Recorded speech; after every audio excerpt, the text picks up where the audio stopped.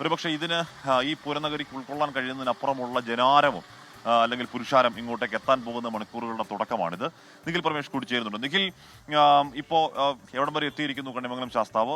എത്ര മണിക്കാണ് ഇങ്ങോട്ടേക്ക് വടക്കുംനാഥ സന്നിധിയിലേക്ക് ശാസ്താവിനെ പ്രതീക്ഷിക്കേണ്ടത്? നിഖിൽ,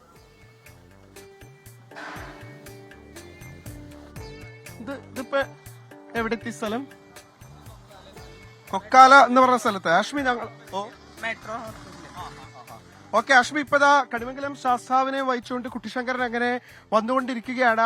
ആ എഴുന്നള്ളത്ത് അങ്ങനെ പുരോഗമിച്ചുകൊണ്ടിരിക്കുകയാണ്. ഒരു ഭാഗത്ത് നല്ല നാദസ്വര മേളം നമുക്ക് കേൾക്കാൻ കഴിയുന്നുണ്ട്. അതിന്റെ അകമ്പടിയിലാണ് ഇത്രയധികം ആളുകൾ, ഒരുപാടധികം ആളുകളുണ്ട്. അവരെല്ലാവരും തന്നെ ഇങ്ങനെ വന്നു ചേർന്നുകൊണ്ടിരിക്കുകയാണ്. ഇപ്പൊ നമുക്ക് സ്ഥിരമായി ഇതിലൊക്കെ പങ്കെടുത്തു പോരുന്ന നമ്മുടെ മുൻ മേയർ നമ്മളോടൊപ്പം ചേരുന്നുണ്ട്. എങ്ങനെയുണ്ട്? ഇപ്പൊ നേരത്തെ എനിക്ക് പറഞ്ഞു തരുമായിരുന്നു, സത്യത്തിൽ ഇത് വളരെ കുറച്ച് ആളുകൾ, ഒരു ആനയും ചെണ്ടക്കാരനൊക്കെ പോയിക്കൊണ്ടിരുന്നതാണ്. പണ്ട് ഒരു ചെണ്ടക്കാരൻ, ഒരു കുത്തുവിളക്ക്, ആനയും കൂടി മാത്രം പോയിരുന്ന പൂരം ഇന്ന് മഹാപൂരമായിട്ട്, മഹാജനങ്ങളായിട്ട് ഓരോ വർഷം ചെല്ലുന്തോറും കൂടുതൽ കൂടുതൽ ആളുകളായിട്ടാണ് ഈ പൂരം എത്തുന്നത്. ഇപ്പൊ നമ്മളിനി നേരെ പോകുന്നത് കൊളശ്ശേരി ക്ഷേത്രത്തിൽ തന്നെ ഇറക്കി പൂജയുണ്ട്.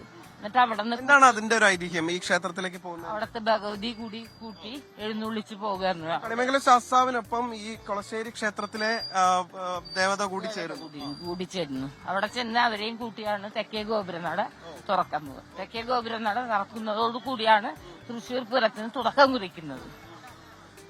ഇതിലൊരു സവിശേഷത ഉള്ളത്, അപ്പൊ ഇന്നലെ നെയ്തലക്കാവ് അമ്മ പ്രവേശിച്ചത്, വടക്കുന്നാഥനിലേക്ക് പ്രവേശിച്ചത് പടിഞ്ഞാറേ നട വഴിയായിരുന്നു.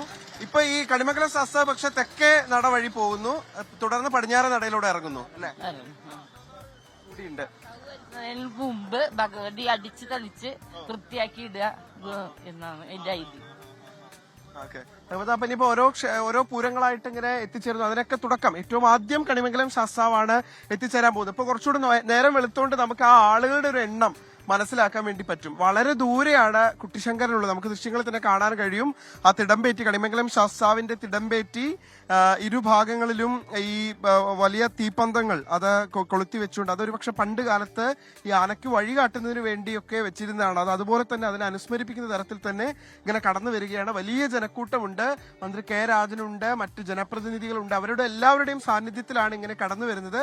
ഒരു ഭാഗത്ത് പ്രേക്ഷകർക്ക് ഒരു സർപ്രൈസ് ഒരുക്കിക്കൊണ്ട് നമ്മളെല്ലാവരും കാത്തിരിക്കുന്ന ആ ഗജവീരനെ കാണിക്കാൻ വേണ്ടി നമ്മുടെ സുർജിത്ത് അവിടേക്ക് തിരിച്ചിട്ടുണ്ട്. അപ്പൊ അല്പസമയത്തിനകം തന്നെ തെച്ചിക്കോട്ടുകാവ് രാമചന്ദ്രന്റെ എഴുന്നള്ളത്ത് അത് നമുക്ക് കാണാൻ കഴിയും. അത് ആരംഭിക്കുന്ന മുറയ്ക്ക് തന്നെ കാണാൻ കഴിയും. അതെല്ലാവരും കാത്തിരിക്കുന്നതാണ്. ഒരുപക്ഷെ അഷ്മി നേരത്തെ സൂചിപ്പിച്ചതുപോലെ തന്നെ ഏറ്റവും അധികം ഫാൻസ് ഉള്ള ആ ആനയെ കാണുന്നതിന് വേണ്ടിയിട്ട് ആളുകൾ എല്ലാവരും ഇങ്ങനെ കാത്തിരിക്കുകയാണ്. അതെ, അപ്പൊ രാമന്റെ വരവിനെ കാത്തിരിക്കുന്ന ഒരുപാട് പേരുണ്ട്. രാമനിക്കുറി ഉണ്ടാകുമോ എന്നൊരു ആശങ്കയുടെ ഇടയ്ക്കൊരു സമയത്ത് ഉണ്ടായിരുന്നു. പെട്ടെന്ന് ആശങ്ക മാറി. രാമനില്ലാതെ പൂരം എന്ന ചോദ്യം എല്ലാ കാലത്തും ഉണ്ട്.